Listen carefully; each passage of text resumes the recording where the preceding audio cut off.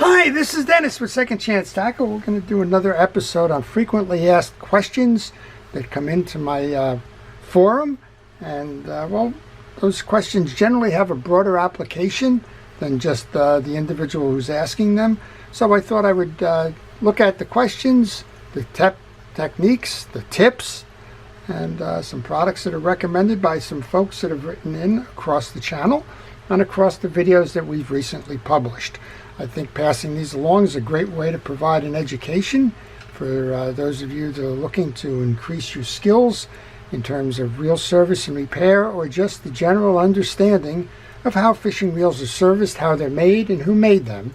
And if you like that, I want to encourage you to subscribe to the channel.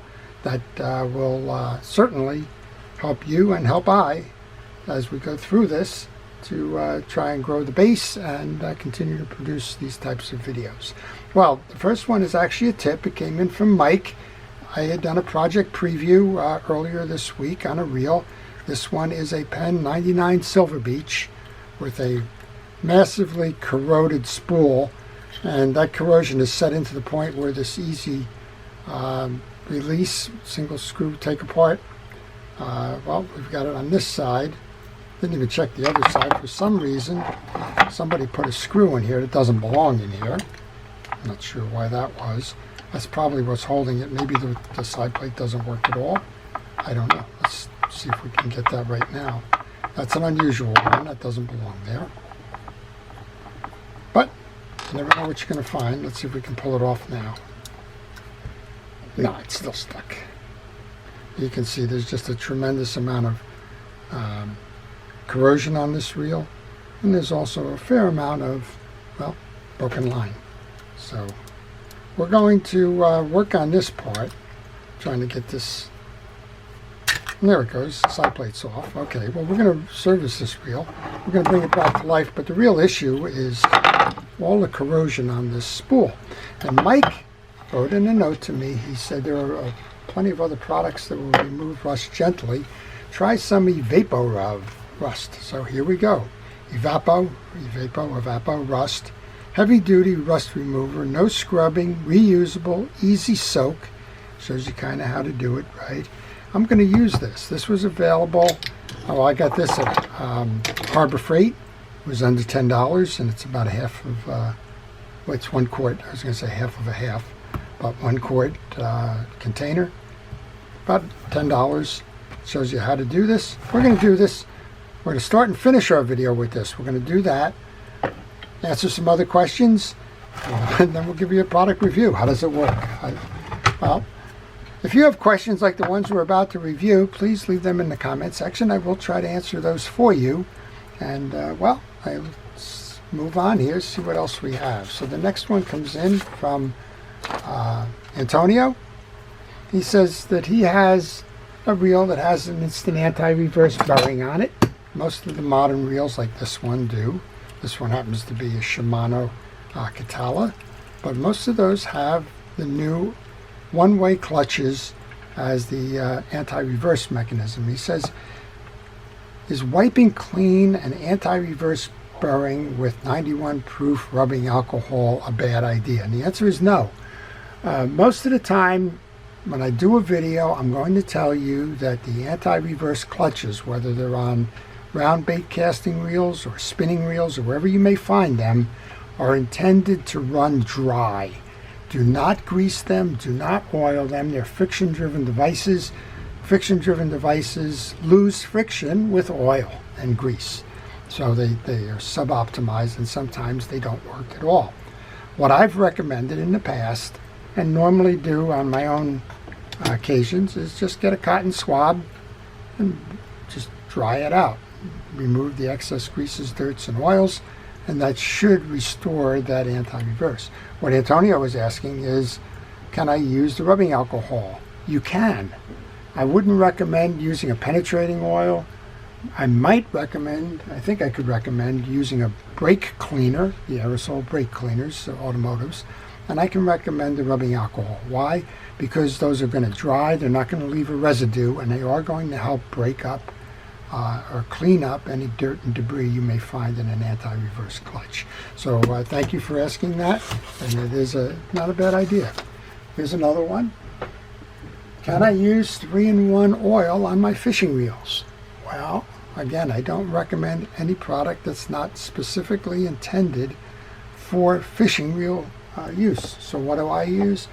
Well, predominantly I use Penn Precision Reel Oil. I also use Reel X.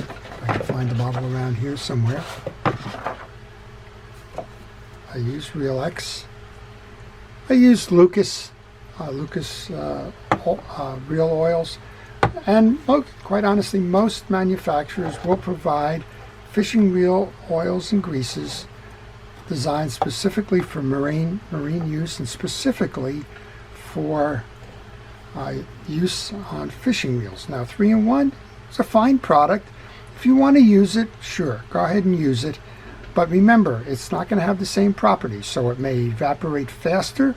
It may not have some of the additives in there that are going to be water repellent. I don't know.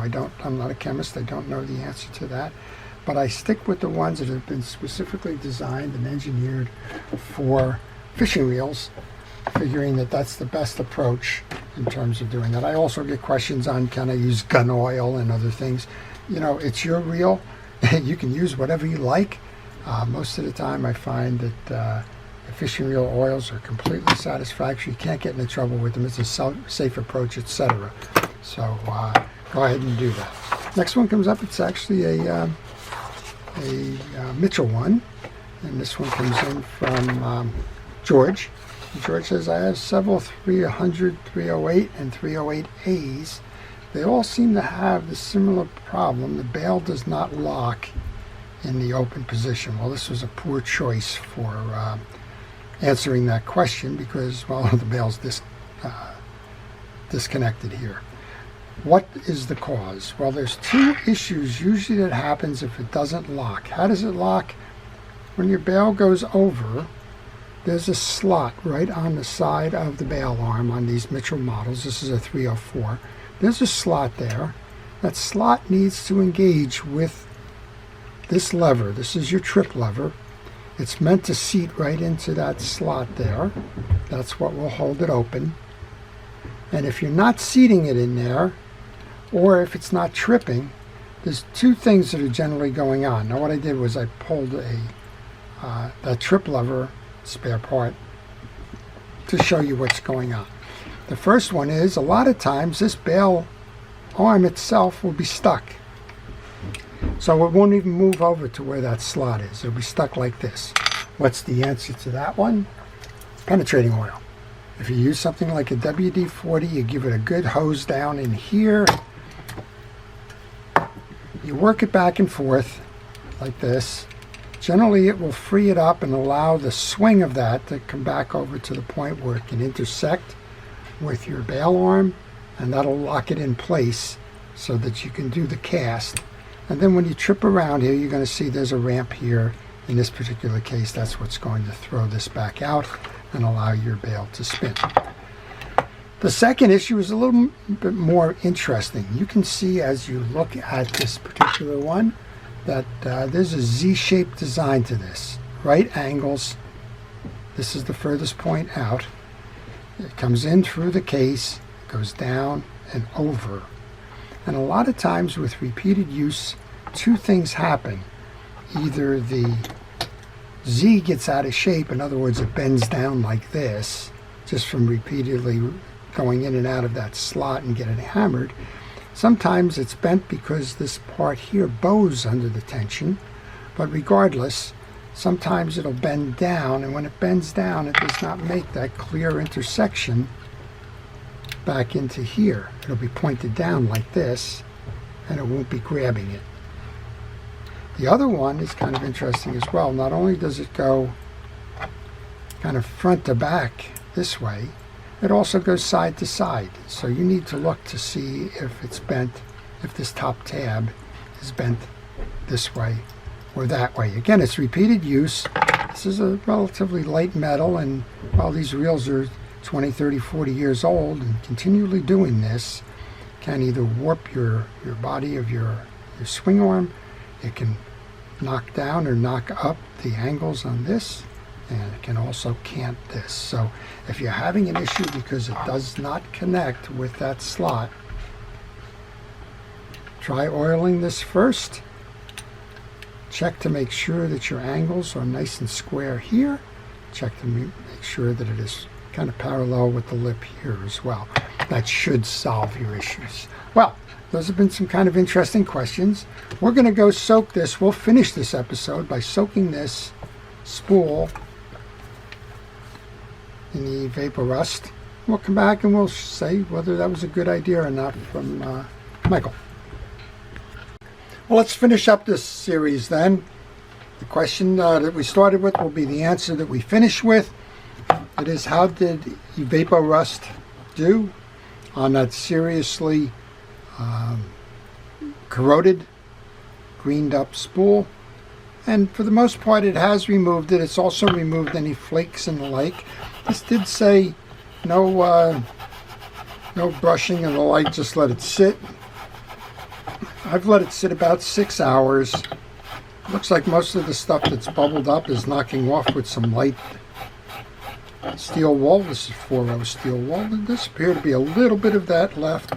I imagine if I wanted to get very serious about this, we could probably put it back in that solution again, let it sit for another hour or so, and probably get the last of that green off. It did say no scrubbing, reusable, brushing, etc. But you know what, for the purposes of this, I'd say it did a nice job. So if you're out and about and you want to try this as a CLR, calcium lime rust remover, then go ahead and do that. I thought it did okay. And well, we're going to take this, put that back in the reel, get that reel going again. I hope you've enjoyed that.